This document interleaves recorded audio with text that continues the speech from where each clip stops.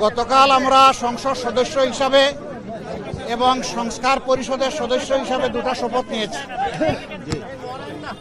আমরা সংসদে গিয়ে দেশের জন্য ভালো কিছু করতে চাই ইনশাআল্লাহ, আর সংস্কারের মাধ্যমে সমাজের আবর্জনা দূর করতে চাই।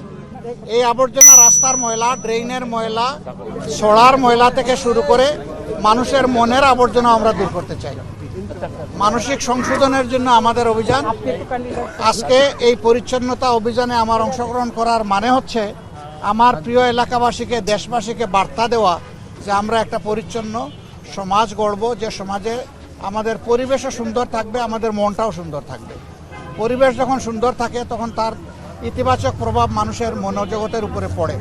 এই মানুষগুলো ভালো হয়, সমাজের জন্য দরদি হয়, দায়িত্ববোধ সম্পন্ন হয়। আমরা সেই বার্তাটাই মূলত দিতে চাচ্ছি। আমাদের ছোট্ট একটা দেশ, আমরা সবাই যদি আন্তরিক হই তাহলে নিজ নিজ আঙ্গিনা আমরা পরিষ্কার রাখলেই দেশ পরিষ্কার হয়ে যাবে। আজকে এই বার্তা দেওয়ার মাধ্যমে আমি আমার এই এলাকার সহকর্মীবৃন্দকে বলবো যে প্রতিদিন ফজরের পরে, আজকে এটা লোক দেখানো নয়, এটা দিয়ে শুরু। প্রতিদিন ফজরের পরে আমাদের প্রত্যেক ইউনিট মিনিমাম আধা ঘন্টা সময় এই পরিচ্ছন্নতার কাজ করবে। 1 ঘন্টা পারলে আরও ভালো। এরপরে যার যার কাজে পারিবারিক পেশাগত দায়িত্বে তারা ছড়াই পড়বে, সমাজের অন্যান্য সেবায় ছড়াই পড়বে। কিন্তু এখন থেকে আমাদের এই এলাকাটা আমরা চাচ্ছি একটা মডেল এলাকা হিসাবে গড়ে উঠুক। আমরা সরকারের ফান্ড পাই না পাই, সরকার আমাদেরকে কি দিবে না দিবে এটার তোয়াক্কা আমরা করব। তবে আমরা আশা করব, দাবি রাখবো এই এলাকার ন্যায্য পাওনা থেকে সরকার যেন এলাকাকে বঞ্চিত না করে।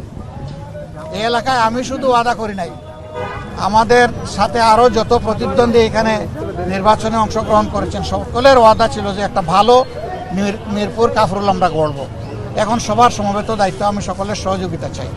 আমার সাথে আরও যারা প্রতিদ্বন্দ্বিতা করেছেন আমি তাদেরকে আন্তরিক অভিনন্দন জানাই। প্রতিযোগিতা করাটাই একটা বিজয়। এবার আমি হয়েছে, আগামীতে তারা হবে, অসুবিধা নেই। এটাই গণতন্ত্রের সৌন্দর্য। আমাদের কাজের মাধ্যমে জনগণকে প্রশান্তি দেওয়া, জনগণের জীবনে নিরাপত্তা ফিরিয়ে আনা, শঙ্কা দূর করা, একটা ভ্রাতৃত্বমূলক সমাজ ব্যবস্থা গড়ে তোলা, দল মত এবং ধর্মের ঊর্ধ্বে উঠে আমরা এই কাজটা করতে চাই। এই জন্য সারা দেশবাসীকে আমরা সহযোগিতা চাই। আমি শুধু মিরপুর না, আমার যত সহকর্মী সারা দেশে ছড়িয়ে আছেন তাদের কাছেও আমার একই বার্তা। এবং আমি এই দায়িত্ব আজকে শেষ করছি না, এটা আমার শুরু। আমি ঢাকায় থাকলে প্রতিদিন এখানে আসবো, প্রতিদিন রাস্তা ঝাড়ু দেবো ইনশাআল্লাহ। আর ঢাকার বাইরে থাকলে যেখানে যাব ওখানে আমার সহকর্মীদের নিয়ে আমি কাজ করব।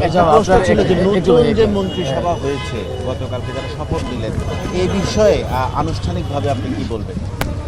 আমি আমার বক্তব্য দিয়েছি, আপনারা মিডিয়া থেকে আমার টাইমলাইন থেকে নেবেন।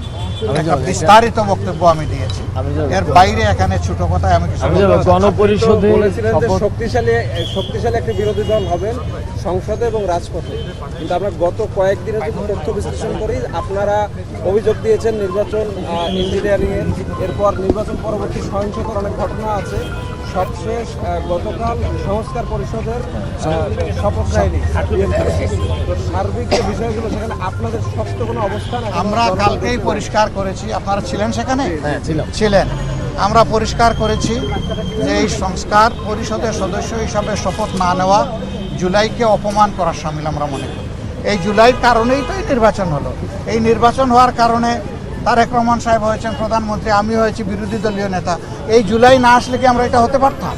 এই খেদমতের এই সেবার সুযোগ পেতাম? তাহলে জুলাইকে আমাদের অবশ্যই স্বীকৃতি দিতে হবে, সম্মান করতে হবে এবং জুলাইয়ের আকাঙ্ক্ষার ভিত্তিতে যে সমস্ত সংস্কার প্রস্তাব সামনে এসেছে এই সবগুলা বাস্তবায়ন করা হবে এই সংসদের পবিত্র দায়িত্ব। যদি সরকারি দল উদ্যোগ নেয়, আমরা বিরোধী দল হিসাবে সর্বাত্মক সহযোগিতা করব। সরকার যদি উদ্যোগ না দেয় তাহলে আমরা জনগণের হয়ে সেখানে কথা বলব, আমরা কিন্তু ছেড়ে দেব না।